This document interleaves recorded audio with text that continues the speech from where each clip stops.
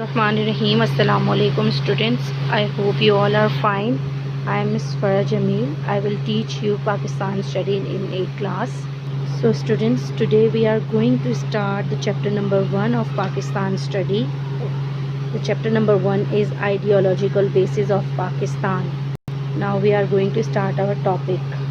Students, ideological basis of Pakistan यानी पाकिस्तान की नज़रियाती असास. आपको इसके नाम से ही सबसे पहले अंदाज़ा हो जाता है कि ये चैप्टर किस चीज़ के बारे में है.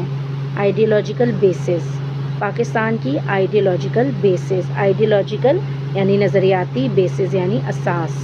बच्चों, आइडियोलॉजी क्या होती है? नज़रिया, सोच, किसी भी किस्म की फ़िक्र करना. बच्चों, जब हम दुनिया में कोई भी काम करते हैं तो उसके पीछे कोई ना कोई एक नज़रिया, कोई सोच, कोई फ़िक्र होती है. किसी भी सोच या फ़िक्र के बगैर कोई भी काम मुमकिन नहीं होता. इसी तरह पाकिस्तान 14 अगस्त 1947 को वजूद में आया. पाकिस्तान के वजूद में आने के पीछे भी एक सोच, एक नज़रिया, एक फ़िक्र मौजूद थी. वो सोच, नज़रिया और फ़िक्र क्या थी? बच्चों, आप सब जानते ही हैं कि पाकिस्तान बनने से पहले इंडिया और पाकिस्तान दोनों एक ही जगह पर बड़े सग़ीर कहलाते थे. सब कॉन्टिनेंट कहलाया जाता था ये पूरा. उस वक्त पाकिस्तान और इंडिया की सेपरेशन नहीं हुई थी, तो ये सब कॉन्टिनेंट बड़े सग़ीर कहलाता था. बच्चों, 1000 साल तक मुसलमान हुक्मरानों ने तकरीबन बड़े सग़ीर पर यानी सब कॉन्टिनेंट पर हुकूमत की, और फिर अंग्रेज़ों ने तिजारत की गर्ज से बड़े सग़ीर यानी सब कॉन्टिनेंट पर कब्ज़ा कर लिया. वो तिजारत की गर्ज से आए और मुसलमान हुक्मरानों को उनकी सल्तनत की लापरवाहियों से आगाह करते हुए उनकी मुख्तलिफ इलाक़ों से हुकूमतें ख़त्म करते गए और ख़ुद पूरे मुल्क पर यानी सब कॉन्टिनेंट पर काबिज़ हो गए. तो बच्चों, उस वक्त मुसलमान और हिंदू दोनों एक साथ बड़े सग़ीर में यानी सब कॉन्टिनेंट में रहते थे. मुसलमान क्या चाहते थे कि ये अंग्रेज़ यहाँ से आज़ाद करके मुसलमानों को और हिंदुओं को यहाँ से चले जाएं और मुसलमान और हिंदू आज़ादी के साथ वहाँ पर रहें और मिलजुल कर हुकूमत करें. लेकिन हिंदू ये हरगिज़ न चाहते थे. हिंदू क्या चाहते थे कि पूरे बड़े सग़ीर पर, पूरे सब कॉन्टिनेंट पर राम राज हो और हिंदुओं का राज हो, और मुसलमानों को भी दबा दिया जाए और मुसलमान इनके ग़ुलाम बनकर रहें हिंदुओं के. इसलिए हिंदुओं ने जमहूरियत का बोलबाला शुरू कर दिया. उन्होंने अंग्रेज़ों से क्या मुतालबा किया कि जमहूरियत का निज़ाम राइज होना चाहिए बड़े सग़ीर पर, सब कॉन्टिनेंट पर. चूँकि बच्चों, सब कॉन्टिनेंट में सबसे ज़्यादा तादाद हिंदुओं की थी. अक्सरियत वहाँ पर किसकी थी? हिंदुओं की थी. मेजॉरिटी में हिंदू रहा करते थे और मुसलमान माइनॉरिटी में मौजूद थे वहाँ पर. और हिंदुओं को पता था कि अगर जमहूरियत की बात की जाएगी तो किसकी तादाद ज़्यादा है? हिंदुओं की तादाद वहाँ ज़्यादा है. इसलिए हिंदू जो है वो हुक्मरान हो जाएंगे पूरे सब कॉन्टिनेंट के, और इस तरह सब कॉन्टिनेंट से इस्लाम को ख़त्म कर देंगे. अगर मुसलमानों की वहाँ उस वक्त अलहदा मुल्क हासिल करने की सोच पैदा ना होती तो फिर क्या होता कि आज बड़े सग़ीर पर कोई भी मुसलमान शायद बाकी ना रहता, और अगर होता भी तो उसे किसी और मज़हब का नाम दे दिया जाता. तो बच्चों, मुस्लिम मुफ़क्किरीन ने जब ये सोचा कि मुसलमान हिंदुओं से अलहदा कौम हैं और इनके लिए एक अलग वतन का होना नहायत ज़रूरी है, नहीं तो क्या होगा कि इस्लाम को बड़े सग़ीर में मुस्तहकम रखना मुश्किल हो जाएगा. इसलिए हमारे मुफ़क्किरीन ने अलहदा वतन का मुतालबा कर दिया और उन्होंने अपना नज़रिया पेश किया जिसकी बुनियाद 2 कौमी नज़रिए पर है.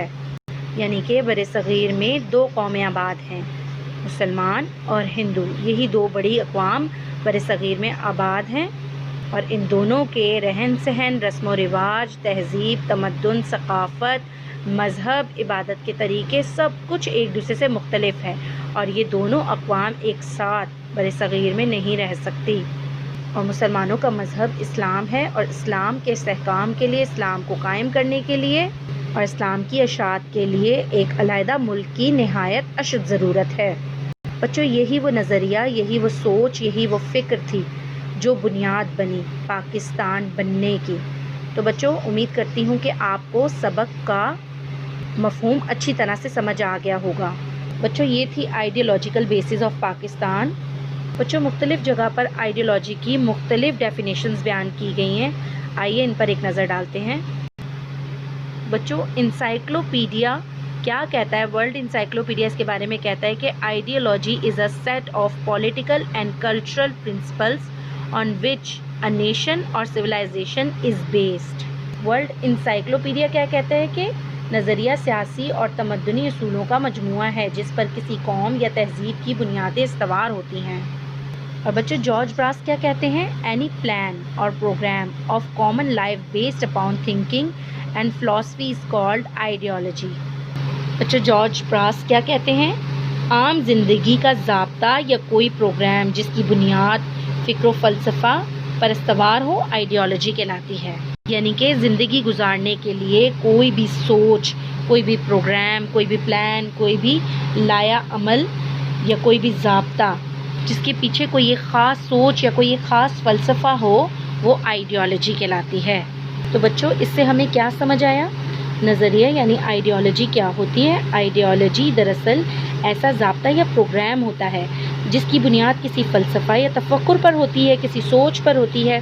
اور بچوں یہ ایک ایسا منصوبہ یا ایسا پروگرام یا ایسا ضابطہ یا لایا عمل ہوتا ہے جو کہ انسانی زندگی کے مختلف پہلوؤں مثلاً سیاسی، معاشرتی، تہذیبی اور مختلف مسائل کو حل کرنے کے لیے یہ بنایا جاتا ہے. یہ ایک ایسا پلان ہوتا ہے. تو بچوں امید کرتی ہوں کہ آئیڈیالوجی کی ڈیفینیشن آپ کو اچھی طرح سے سمجھ آ گئی ہو. تو بچوں دوبارہ ہم دہراتے ہیں کہ آئیڈیالوجی کیا ہوتی ہے. آئیڈیالوجی دراصل ایک ایسا پروگرام، لایا عمل، کوئی ضابطہ یا قانون ہوتا ہے جو کسی بھی انسانی زندگی کے مسائل کو حل کرنے کے لیے بنایا جاتا ہے. یعنی کہ آئیڈیالوجی ایک سوچ ہوتی ہے اور ایک فکر ہوتی ہے. اب سوال یہاں آتا ہے کہ آئیڈیالوجیکل بیسز آف پاکستان یعنی پاکستان کی بنیاد کون سے نظریے پر، کون سی سوچ پر تھی؟ تو بچوں پاکستان کی بنیاد دو قومی نظریے پر تھی. یعنی کہ سب کانٹیننٹ میں بر صغیر میں دو قومیں آباد ہیں، ہندو اور مسلمان. اور ان دونوں اقوام کا رہن سہن، طور طریقہ، رسم و رواج سب کچھ ایک دوسرے سے مختلف ہے. ان کی عبادات، ان کے مذاہب سب ایک دوسرے سے مختلف ہیں. لہٰذا یہ دونوں اقوام ایک ساتھ نہیں رہ سکتی ایک جگہ پر. اور مسلمانوں کو اسلام کے اصولوں کے مطابق زندگی گزارنے کے لیے ایک الگ ریاست کی اشد ضرورت ہے. بچوں یہی نظریہ پاکستان کی بنیاد بنا. آج کا ہمارا سبق یہیں پر ختم ہوتا ہے. انشاءاللہ کل ہم سورسز آف آئیڈیالوجی پڑھیں گے. اپنا بہت خیال رکھیے گا. اللہ حافظ.